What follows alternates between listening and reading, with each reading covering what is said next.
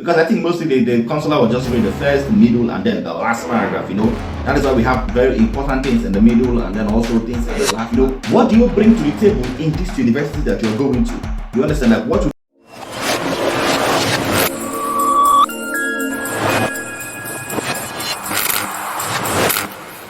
Hi everyone, and how are you doing? Welcome back to my YouTube channel. This is Raphael here. Today we are going to be looking at SOP, how to write that perfect SOP that you can submit not just at the Polish embassy but at any other embassy out there. If you love content like this, you know what to do. Hit the subscribe button and like this video as it helps the channel. For those in my WhatsApp community, we are going to be dropping the written version of this in the WhatsApp community. If you have not joined the WhatsApp community, I wonder why. Go there now and join the WhatsApp community, and we will be dropping the written version of this so that you wouldn't have to even take out your pen to write anything today. You will just listen and listen very good. First things first, in order for you to write a perfect SOP, there are two things you must bear in mind. Number one, your SOP must be very unique to you as a person. People just come out there and get generic SOP or something from somewhere. You must know that for your SOP to be perfect, the first thing that must be involved, the first important ingredient in the SOP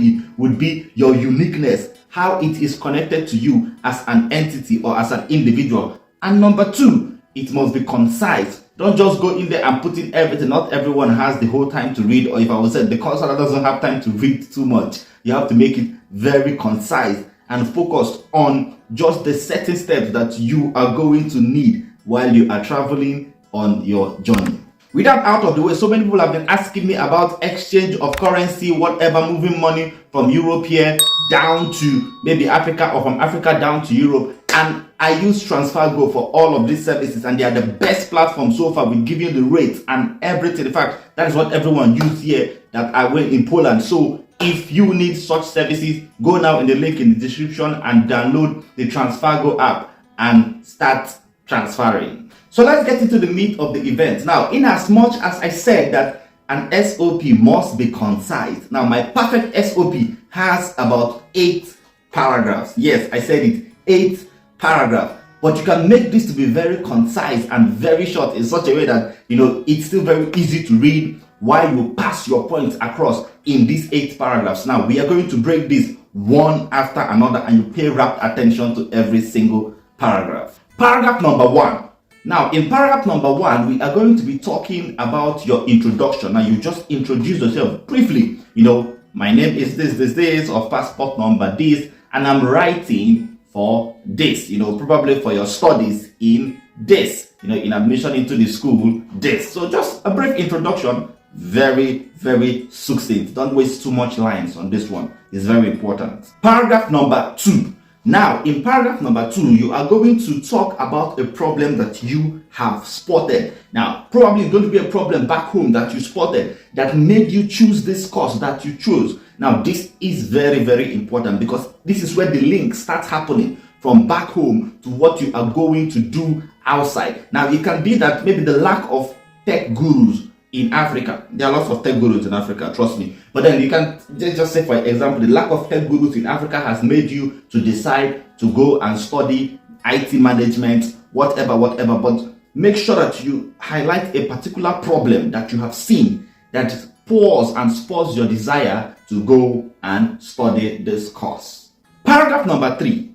Now that we know that you have a problem, in paragraph number 3, you are going to tell us why you qualified to solve this problem. Now, what have you been doing in the past? What experiences do you have? Let's say maybe your educational background, or maybe probably what work have you been doing on the side, just something that you have been doing. And also, this is where your strengths and weaknesses comes in too. If you are somebody who pays attention to detail, if you are someone who loves technology and stuff like that. So this comes in telling us why you are qualified to go and study this course, or why you are qualified to be someone who is going to be able to solve this problem. And that is for paragraph number 3.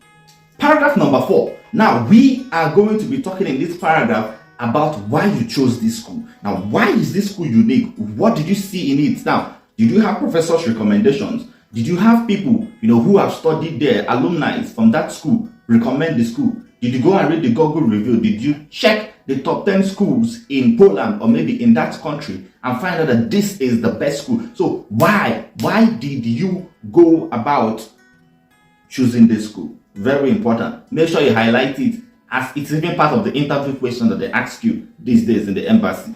Paragraph number 5. Now, in this paragraph, you are going to be talking about what you intend to do with this course after learning. Now, you're not just going to learn, but you intend to do something. In as much as you have told us the problem that you've spotted, it's not just enough. You also have to tell us what you intend to do with that course. Now, not us, I mean not me, but the consular. Yeah, you have to tell the consular what you intend to do with that course, something unique to you. Now, this is not just because of you've just seen a problem, but then something unique to you that you think can solve that problem that you will do with that course after you have completed your studies. Probably you should be back home, not here in Europe, most probably back home. Paragraph number 6. Now, this is where you explain what you bring to the table. And in this case, you are going to leverage actually paragraph number 3. Now, your strengths that you have already said, what do you bring to the table in this university that you are going to? You understand, like, what will be your contribution there?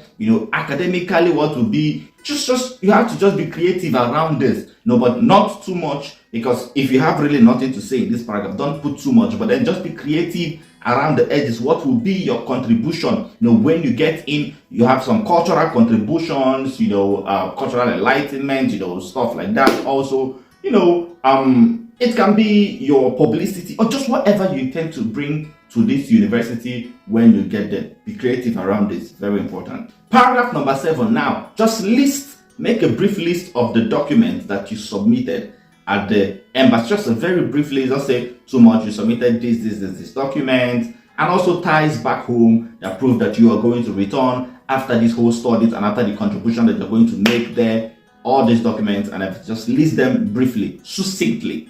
Paragraph number 8. Now, this is where you finally round up, thanking the consular for taking the time to read this long thing that you've written, that of course I expect to be succinct, and then also assuring them once again that you are going to return after your studies here, because I think mostly the consular will just read the first, the middle, and then the last paragraph.